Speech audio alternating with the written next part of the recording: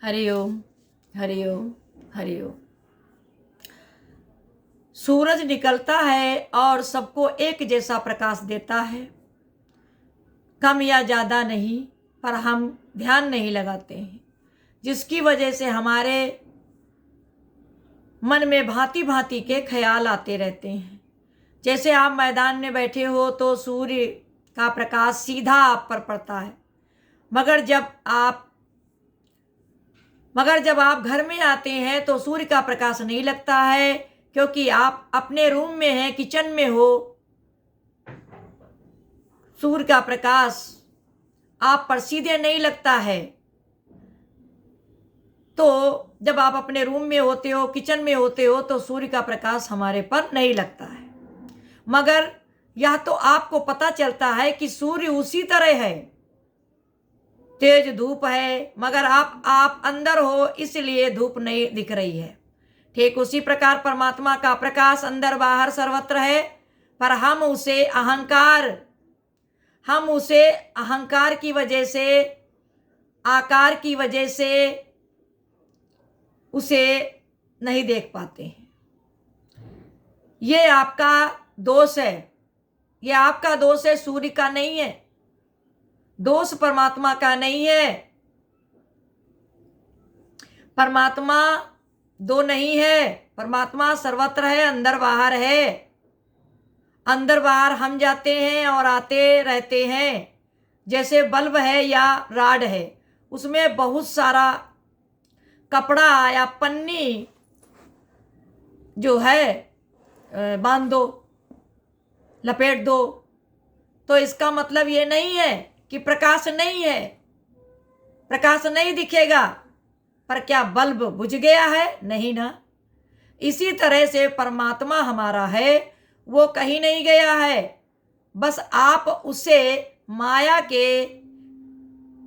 से, मोह से, आसक्ति से ढक रखा है, जिसकी वजह से परमात्मा आपको नजर नहीं आता।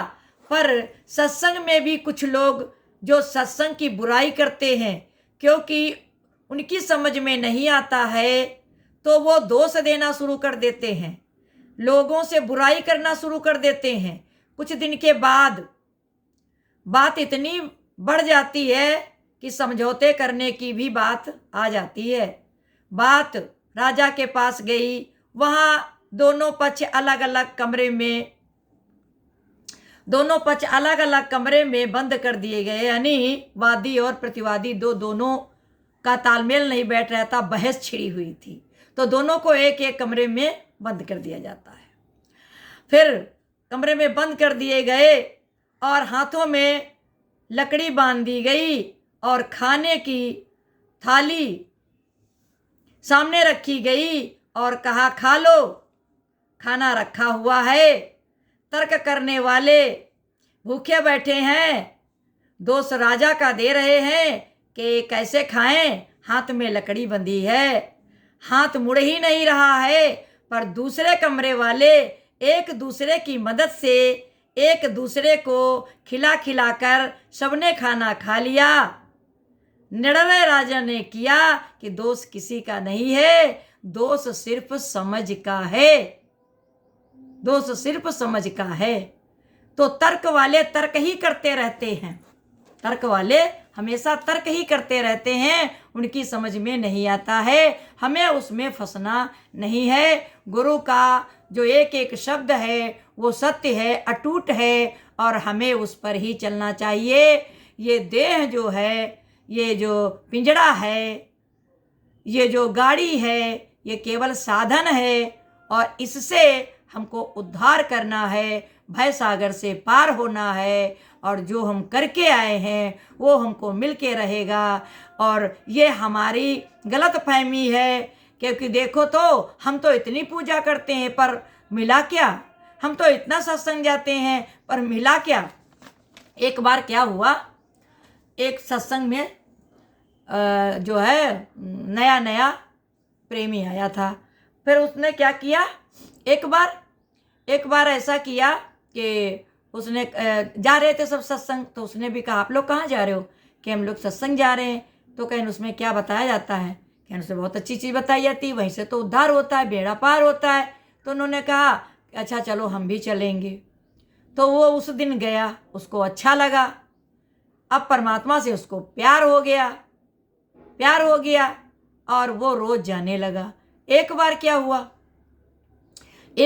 हुआ कि जब वो सत्संग में लगातार जाने लगा और जब उसके बाद में उसके साथ क्या हुआ, उसकी जो बकरियां थी वो बकरियां चराता था, उसके पास बहुत सारी बकरियां थी। तो उसकी एक एक करके बकरी मरती जा रही थी।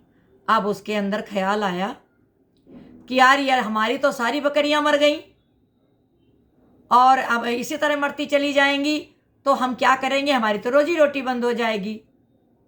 तो अब हम जो है, जब वो लोग जाने लगे तो एक दिन वो बोला, रास्ते में कहा अरे चलो आप तो कहे मैं नहीं जाऊंगा, मेरी तो सारी बकरियां मरी जा रही हैं, अब एक बची, अब मैं नहीं जाऊंगा। तो जाऊं कह देना गुरुजी से, हम नहीं उनसे व्यवहार करेंगे, हम उनसे प्रेम नहीं करेंगे, और जो हमने उनकी मित्रता करी थी तोड़ दी है, मुझे नहीं ज़रूरत है। यही आके उन लोगों ने बताया। तो जब वो लौट के आए गुरुजी के पास से, जब गुरुजी के पास आए तो बताया, कहा कि देखो वो नहीं आया, गुरुजी ने कहा तो कहा वो नहीं आएगा, वो जब से वो सत्संग आ रहा है बता रहा है तब से उसकी सारी बकरियां मरी जा रही हैं, एक बची है, अब वो नहीं आएगा, उन्होंने आपसे कट्टी कर ली है, गुस्सा हो गया है। तो गुरुजी ने कहा अच्छा उसे एक बार ले आओ मेरे पास, मैं जिसका हाथ पकड़ता हूँ उसका छोड़ता नहीं हूँ, और पहले तो मैं पकड़ता नहीं हूँ, एक बार ले आओ। तो फिर उन लोगों ने एक बार उसके पास जा कर के बोले कि आज एक बार